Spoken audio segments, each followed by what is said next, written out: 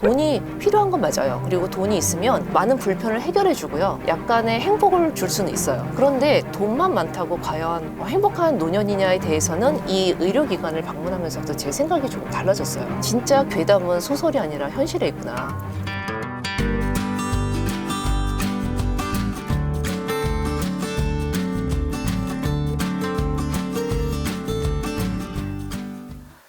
예, 안녕하세요. 이주영입니다. 예, 처음 인사드립니다. 시사일본 연구소에서 객원연구원으로 일을 하고 있는데요. 시사일본 연구소는 한일 실버 시장을 연구하는 데 있어서 굉장히 전문적인 그런 노하우와 지식을 공유하는 그런 곳입니다. 오늘 제가 준비한 강의는 제목이 노인을 위한 나라는 있다. 일본을 읽다입니다. 책이기 때문에 이제 읽다를 강조했고요. 여기서 이제 노인을 위한 나라라고 하면 좀 오해를 할 수 있는데 노인만 우대해 달라 그런 뜻이 아니라 노인도 공존할 수 있는 나라를 얘기합니다. 일본이 현재 노인 천국이라고 부를 정도로 굉장히 노인이 많은데요. 실제 일본은 이제 노인과 이제 공존하는 그런 나라를 이제 만들어 가려고 여전히 방황하고 또 노력을 하고 있어요. 그래서 한국한테 시사점이 될 것 같습니다. 그리고 일본을 읽다라고 하면은 뭐야 책이야? 지루해 이렇게 생각할 수 있는데요. 책은 사실 정답을 주는 매개가 아니에요. 책은 대신 우리한테 인사이트를 주고 뭔가 방향성을 제시하는 거거든요. 그러니까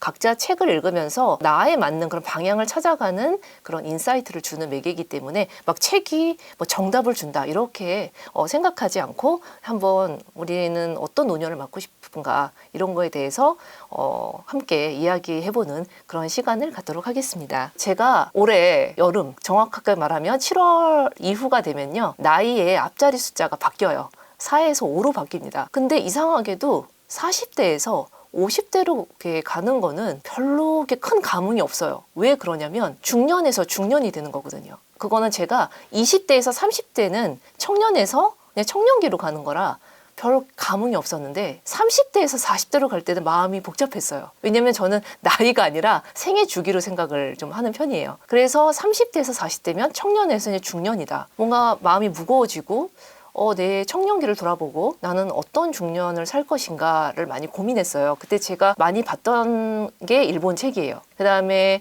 제가 되고 싶었던 중년의 모습이 일본의 중년에 좀 있었어요. 그런 모습에서 관심이 좀 있어가지고 공부를 하기 시작했는데, 그리고 이제 제가 중년 때 일본의 노인들을 좀 많이 만나게 되었어요. 만나려고 한 게 아니라 제가 한 40대를 앞둔 시점에 관심이 있는 그런 일본 문화가 있어가지고 이제 여행을 하면서 이제 클래스 같은 걸 들었거든요. 근데 이제 제가 관심을 갖는 게 아무래도 이제 뭐 일본 인형, 뭐 기모노 만들기 뭐 이런 좀 약간 일본적인 거다 보니까 60대 이상의 노년 여성들이 압도적으로 많았어요. 그래서 외국에서 40대를 앞둔 이 사람이 오니까 와 이렇게 젊은 사람이 오냐고 너무 반가워했었거든요. 근데 그 노인분들을 보면서 제가 이제 일본의 노인들을 이제 많이 생각을 하게 됐고 본격적으로 이제 공부를 좀 하기 시작한 것 같아요. 근데 이제 올해 드디어 7월 이후로 이제 50대가 되었는데 아직은 중년이지만 10년 후에는 제가 지금같이 이렇게 과연 웃으면서 여유롭게 이야기를 할 수 있을까 조금 걱정이 돼요. 왜 그러냐면 50에서 60이 가면 노년기로 가는 거잖아요. 그렇죠?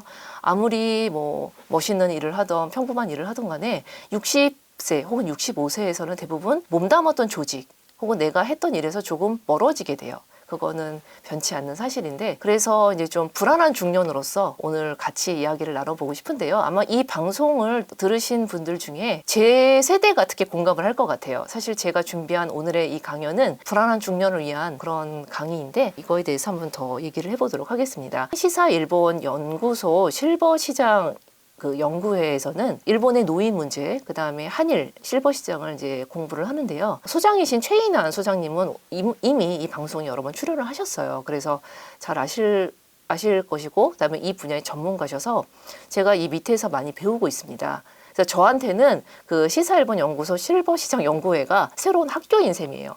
왜냐면 저는 노년도 공부를 해야 되는 그런 분야라고 생각을 해요. 우리 다 노년이 처음이거든요. 저도. 그렇기 때문에 공부가 필요하다고 생각을 해서 그러니까 내가 되고 싶은 노인이 되는 그런 예습을 해보고 싶어서 계속 공부를 하고 있습니다. 저도 한때 소시절에는 X세대라고 해서 신세대라고 불렸는데 이제 어느새 중년, 후반기로 가고 있는데요. 저는 사실 신세대 노인이 되고 싶어요. 그래서 신세대 노인은 막 억지로 젊은 척하는 그런 노인이 아니라 편견이나 그런 어떤 꼰대 같은 그런 거에서 좀 벗어난 노인, 다양성을 받아들이고 내가 경험하고 내가 아는 게 전부가 아니라고 하는 걸 받아들이고 유연한 노인, 그런 노인이 되고 싶고 항상 호기심을 갖고 배워가고 싶은 그런 노인이 되고 싶습니다. 근데 이런 노인을 이미 10년 전, 뭐 10수년 전서부터 연습했던 나라가 일본이더라고요. 그래서 제가 일본 책을 좀 많이 보고 있습니다. 그래서 제가 그 지향하는 신세대 노인이란 나이는 들었는데 늙지는 않는다. 늙은다는 게 뭐냐면 나이를 먹는 건 그건 자연스러운 거예요. 그렇지 않아요? 그건 뭐 나쁜 게 아닌데 근데 똑같이 나이가 들어도 어떤 분은 막 그래요. 아, 이 나이에 뭐 그런 거 해서 뭐해? 늦었잖아. 이렇게 되게 부정적으로만 바라보는 분이 계시더라고요. 주변 보면. 근데 똑같은 나이인데 굉장히 나는 그래 작은 가능성만 보이면 막 희망을 얘기하는 분들도 있어요. 근데 저는 그렇게 되고 싶다라는 거죠. 그리고 노인은 돼도 늙은이는 되지 않는다. 같은 맥락이에요. 노인은 돼요. 우리는 노인은 공식적으로 65세를 얘기해요. 그거는 내가 뭐 노인이 아니다 부정할 수가 없는 거잖아요. 하지만 늙은이가 되냐, 되지 않느냐는 우리의 선택에 조금 달려있다 생각해요. 태도에. 그래서 그런 이야기를 해보려고 합니다. 자, 초고령화 사회예요. 한국은 2024년 12월, 그러니까 2024년 말쯤에 초고령화 사회로 진입을 했습니다. 일본은 2007년 정도에 초고령화 사회가 됐어요. 인구에서 65세 이상의 노인이 차지하는 그 비율이 다 20% 정도거든요. 그래서 초고령 사회인데, 자, 초고령 사회, 그다음에 노인이 되는 거는 피할 수가 없습니다. 그렇다면 피할 수 없다면 준비를 해야 되잖아요. 그렇죠?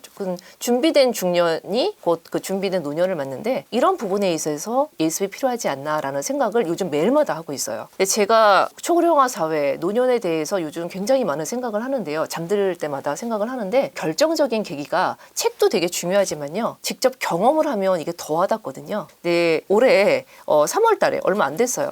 3월 달에 지난주 정도에 시사일본 연구소가 주최를 한 건데 실버시장 연구회가 이제 단체로 기관을 방문했어요. 어디냐면은 분당에 있는 보바스 병원이라는 곳이에요. 여기 이렇게 나와 있는데 단체로 방문을 해가지고 이사장님이나 관련된 임원분들이 이렇게 친절하게 안내를 해주고 굉장히 이렇게 알아듣기 쉽게 설명을 이렇게 해주어서 이제 보게 되었는데요. 제가 태어나서 그 말로만 듣던 요양병원을 처음으로 갔어요. 근데 이 보바스 그 기념병원은 뭐랄까 저보다는 그래도 좀 그러니까 경제적 여유가 있는, 그러니까 완전 보통 사람보다는 좀 경제적인 여유가 있으신 분들이 머무는 곳이에요. 근데 제가 이제까지 어떤 생각을 좀 했냐면 그래도 돈이 되게 필요하잖아요. 우리가 돈을 부정할 수는 없죠. 자본주의 사회이기 때문에 돈이 필요한 건 맞아요. 그리고 돈이 있으면 많은 불편을 해결해 주고요. 약간의 행복을 줄 수는 있어요. 그런데 돈만 많다고 과연 행복한 노년이냐에 대해서는 이 의료기관을 방문하면서부터 제 생각이 조금 달라졌어요. 왜 그러냐면 그 이사장님이 이제 안내를 하시면서 그런 얘기를 하시더라고요. 웃으면서 이제 저는 이제 뭐 현역에 얼마나 화려했냐 이런 거에 그렇게 관심을 두지 않는데요. 여기 오시는 분들은 뭐 다 현역으로 굉장히 화려하게 활동을 하셨던 분이고 고학력자고 남들이 부러워하는 직업을 가졌고 지위를 가지셨던 분이에요. 근데 재활치료, 뭐 병이 걸려서 이게 재활을 할 수도 있고 건강검진을 보고 편하게 받아요. 시설이 굉장히 잘 돼 있고 호텔 같거든요. 그래서 돈이 있으면 굉장히 편안한 시설에서 이렇게 좀 안락한 서비스를 받을 수 있어요. 어떻게 보면은 내가 몸이 아픈데 돈이 있다면 굉장히 좋은데요. 근데 글쎄요, 저는 모르겠어요. 돈이 있어도 내가 활동하지 못하는 삶이 의미가 있나? 라는 생각을 하게 됐고, 건강이 중요한 거잖아요. 건강하면은 돈도 있지만 내 마음대로 움직일 수가 있거든요. 두 번째, 돈이 없는데 건강까지 잃게 되면 더 불행한 삶이 기다리고 있을 것이다 라고 생각을 하면서 건강을 다시 한번 생각을 하게 됐어요. 그 다음에 충격적인 이야기가 그 치매 노인을 얘기를 해주시고 이제 훈련 되게 잘하고 굉장히 좋은 서비스를 받고 뭐 씹는 훈련서부터 이렇게 하는 걸 봤는데요. 이런 말씀을 하시더라고요. 착한 치매 노인과 약간 빌런 치매 노인이 있다고요. 똑같이 치매를 걸렸는데 착한 치매 노인은 얌전한 치매 노인이에요. 그러니까 주변을 이렇게 곤란하게 하지 않는 거죠. 근데 문제는 이제 빌런 치매 노인이에요. 막 소리 지르고 막 욕하고 가족들도 우리 아버지가 우리 어머니가 이런 분이었어 라고 할 정도로 충격을 받는데 이 분들의 특징이 놀랍게도 현역에 굉장히 잘 나가셨던 분들도 계시대요. 왜냐면 이 요양병원은 기본적으로 좀 여유가 있으신 분들이 좀 있다 보니까 소시적에 잘 나가셨던 분인데 늘 참았던 거예요. 감정을. 나의 체면 때문에. 그다음에 뭔가 항상 억누르고 괜찮아 괜찮아 아 뭐 참지 뭐. 그리고 나의 욕망에 좀 솔직하지 않고 좀 뭐랄까 사회적인 가면을 많이 쓸수록 그럴 확률이 좀 높대요. 그래서 제가 그 요양병원을 이제 다 투어를 마치고 단체 투어를 마치고 이제 잠깐 쉬는 시간을 가졌거든요. 이제 나머지 발표를 듣기 전에 제가 쉬는 시간에 뭘 봤냐면 그 지하철에서부터 봤던 책이 있어요. 일본 괴담집인데 그 중에 작품 하나가 실버타운이에요. 노인들이 나오고 그런 약간 괴담 소재로 썼는데 제가 이 요양병원 투어하고 뭐 빌런 치매 노인 예상치 못한 그런 이야기를 듣다 보니까 진짜 괴담은 소설이 아니라 현실에 있구나. 그래서 내가 치매에 안 걸리려면 치매에 걸려도 막 빌런이 되고 싶지 않잖아요. 그렇게 마지막으로 남겨주고 싶지 않잖아요. 그래서 그것 때문에 저에 대해서 다시 돌아본 것 같아요. 무조건 바쁘게 사는 삶이 과연 좋은 건가? 그 다음에 스트레스를 적절히 관리하지 못하고 이렇게 미뤄두는 습관이 나중에 폭탄이 되는 건 아닌가라는 그런 생각을 하게 되었습니다. 그래서 더 공부를 하게 된 것 같아요.